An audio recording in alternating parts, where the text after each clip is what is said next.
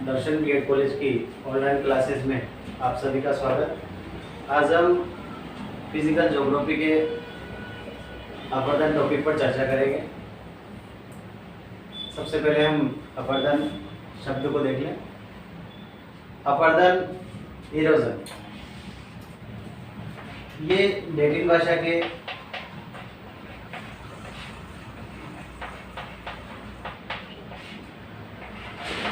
इरोडियर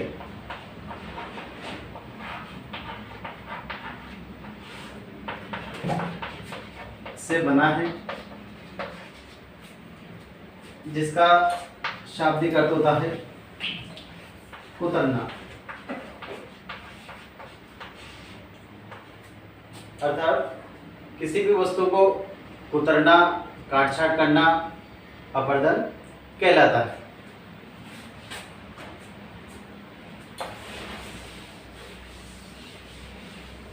अपरदन की प्रक्रिया में उसमें भाग लेने वाले कई प्रकार के कारक होते हैं। कई प्रकार के कारकों के द्वारा अपरदन किया जाता है। यहाँ पर अपरदन के एक चित्र के माध्यम से देखें।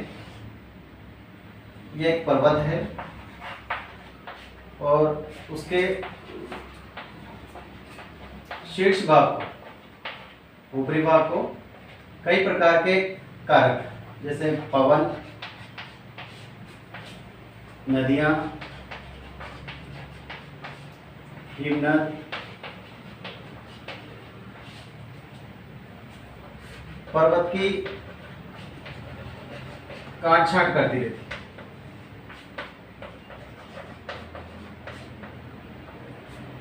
पर्वत की काट-छांट कौन से कारकों के द्वारा? पवन, हिमनद और नदियों के द्वारा। ये पर्वत के शीर्ष भाग को काटती जाती है, कुतरती जाती है और यहाँ पर जो पदार्थ इकट्ठा हुआ है उसका परिवहन भी करती है, मतलब उसको नीचे लाती है। परिवहन करते जाती है। फिर परिवहन करते करते ये जो प्रक्रिया है काट-छांट की वो निरंतर चलती रहती है और जो ये पर्वत का जो शीर्ष भाग है वो कटता रहता है। फिर एक स्थिति ऐसी आती है कि ये पर्वत धीरे धीरे धीरे धीरे धीरे एक समप्राय मैदान में,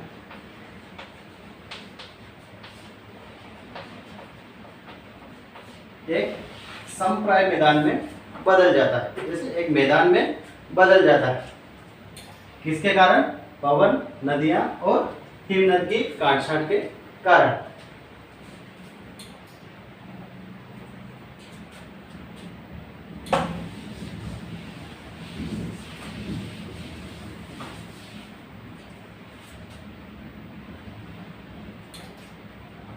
सीधे शब्दों में बात करें तो अपरदन की जो प्रक्रिया होती है उसमें जो योगदान होता है अपरदन में, वो अपरदन प्लस परिवहन प्लस निक्षेपण, इन सभी कारकों का योगदान होता है। अपरदन एक सम्मिलित प्रक्रिया है जिसमें चट्टानों की काट-छांट तथा शेल मलबे का परिवहन तथा निक्षेपण आदि को सम्मिलित किया जाता है। धरातल के विभिन्न गतिशील कारकों जैसे नदियां हैं, पवन है, हिमनद है आदि के द्वारा धरातल के उच्च भूभागों की काट-छांट करना ही क्या कहलाता है? अपरदन कहलाता है। अब देखें हम अपरदन के रूप। अपरदन के कौन कौन से रूप होते हैं?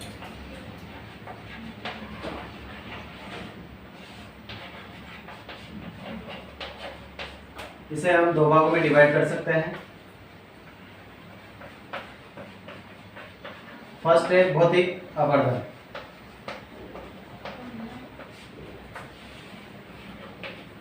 दूसरा रासायनिक,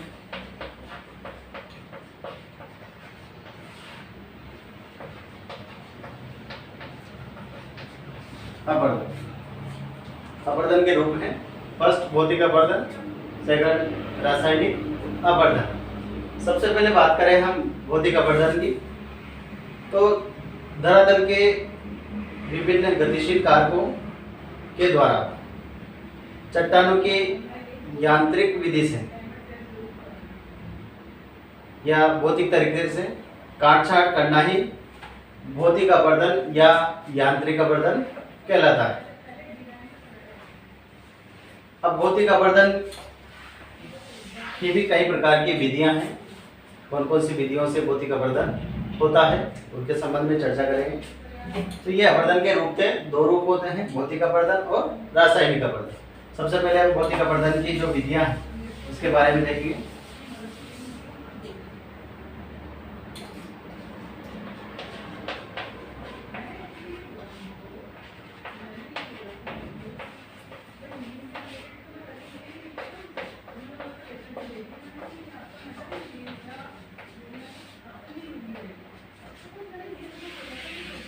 भौतिक अपरदन की विधियों में सबसे पहली जो आती है अपघर्षण या संक्षारण।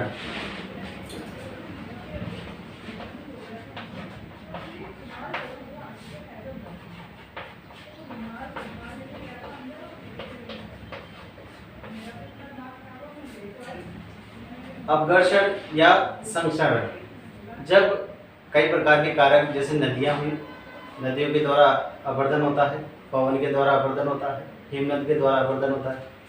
तो उस प्रक्रिया में जब कई प्रकार के पदार्थ नीचे धरातल की सतह से रगड़कर घर्षण करते हुए चलते हैं, तो उस प्रक्रिया को क्या कहा जाता है? अपघर्षण या संक्षारण की प्रक्रिया कहा जाता है। इस विधि में नीचे की सतह को ये गहरा करते हुए चल जाते हैं, रगड़ कर चलते हैं और नीचे की सतह का अपरदन करते हुए चलते हैं। अपघर्षण या संक्षारण विधि कहलाती है। दूसरी जो विधि आती है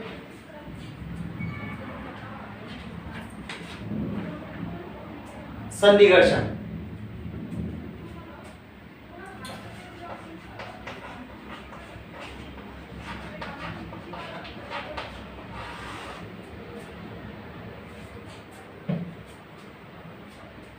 इसमें अपरदन के गतिशील कारकों के साथ प्रवाहित शेल पदार्थ आपस में टकराकर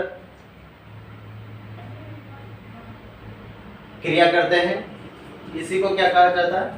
सन्निकर्षण की क्रिया कहा जाता है। इसमें जो भी पदार्थ नदियों के साथ प्रवाहित, जो भी अवसाद भार है, अवसाद पदार्थ है, वो आपस में रगड़ते हुए, आपस में टकराते हुए चलता है। उस आपस में टकराकर चलने की प्रक्रिया को ही सन्निकर्षण कहा जाता है। तीसरी जो विधि आती है अपवाहन।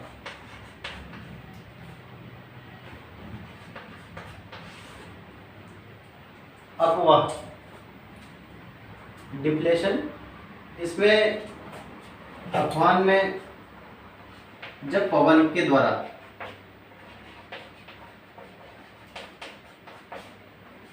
कई प्रकार के पदार्थों को उड़ाकर या छोटे छोटे कणों को उड़ाकर एक स्थान से दूसरे स्थान पर लाकर इकट्ठा कर देती है, तो उस प्रक्रिया को अपवाहन की प्रक्रिया कहा जाता है। मतलब उड़ाकर ले जाना, वो अपवाहन की प्रक्रिया में सम्मिलित होती है। आगे बात करें हम चौथी उत्पाटन।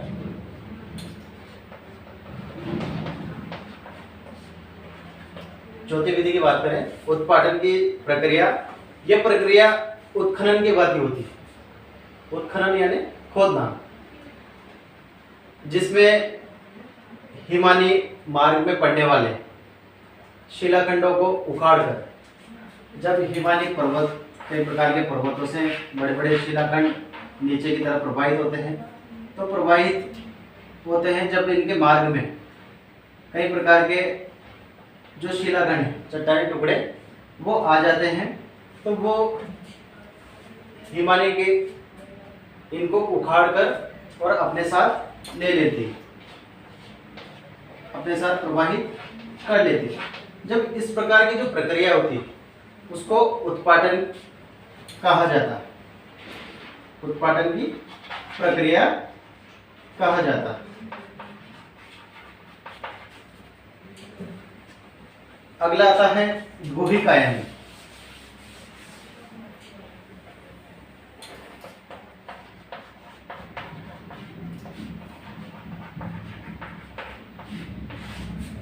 गुहिकायन में चट्टानी टुकड़े जल भंवर के माध्यम से एक छेदक मशीन की भांति कार्य करते हैं, नदी की तली को गहरा करते हैं। इसी को क्या कहा जाता है? गुहिकायन कहा जाता है। जब नदी में आपने जल भंवर बनते हुए देखा होगा, तो जब नदी बहती है कहीं कहीं उसमें भंवरे पड़ते हैं, जल भंवर पड़ते हैं, तो जल क्या करता है? एक ही स्थान पर घूमता रहता है। उस भंवरे में वो जल ही नहीं घूमता, उसके साथ जो भी अवसाद भार हैं, कंकर हैं, पत्थर हैं, वो भी उसके साथ क्रिया करते हैं।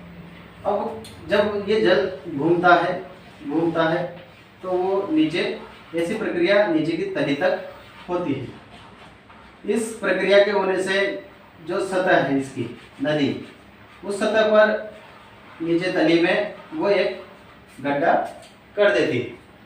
उसी को क्या कहा जाता है? इस प्रक्रिया को गुहिकायन कहा जाता है। ये एक छेदन प्रक्रिया के तहत मतलब छेद कर देती है।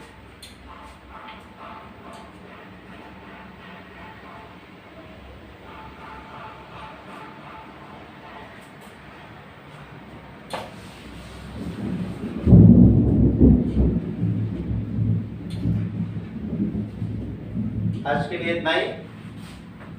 बाकी दूसरे वीडियो में हम चर्चा करेंगे।